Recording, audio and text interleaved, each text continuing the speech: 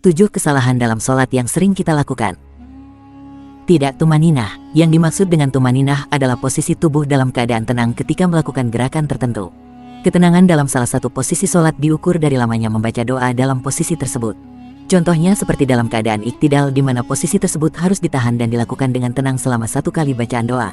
Merasa was-was ketika takbiratul ihram. Kesalahan dalam sholat yang harus dihindari selanjutnya adalah was-was ketika melakukan takbiratul ihram. Mereka ragu dalam berniat ketika mengangkat tangan dan dibarengi dengan ucapan takbir. Alhasil mereka pun mengulangi rukun tersebut. Imam salah dalam membaca surat Al-Fatihah. Sebagian dari kita ada yang saling menyodorkan untuk dijadikan sebagai seorang imam. Padahal sangat jelas bahwa syarat seorang imam adalah mampu fasih dan hafal dengan Al-Quran terutama Al-Fatihah.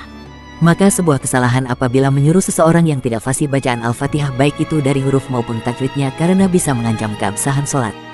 Bersedekap miring. Banyak perbedaan tentang bagaimana cara Rasul bersedekap seperti di perut ataupun di dada. Akan tetapi yang sangat jelas dilarang adalah bersedekap miring, iktishar. Dari Abu Hurairah radhiyallahu anhu, Nabi Shallallahu alaihi wasallam melarang seseorang sholat sambil iktishar. Hadis riwayat Bukhari. Tidak menyempurnakan rukun dan iktidal. Orang yang melakukan sholat namun tidak menyempurnakan rukun dan iktidal sama saja dengan orang yang tidak mengikuti ajaran Rasulullah. Untuk itu posisikan tubuh ketika ruku dengan membentuk sudut 90 derajat dan menyandarkan tangan pada lutut. Tidak menempelkan hidung saat sujud. Kesalahan saat sholat yang selanjutnya adalah tidak menempelkan hidung ketika sujud.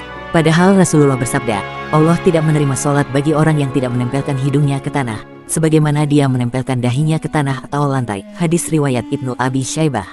Membuka tangan ketika salam. Perbuatan yang salah ini dahulu pernah dilakukan oleh sahabat Rasulullah dan Rasul pun mengingatkan akan hal tersebut sebagaimana yang dimuat dalam hadisnya.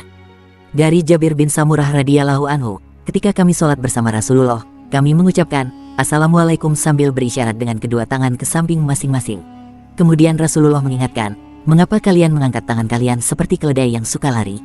Kalian cukup letakkan tangan kalian di paha kemudian salam menoleh ke saudaranya yang di samping kanan dan kiri. Hadis riwayat Muslim.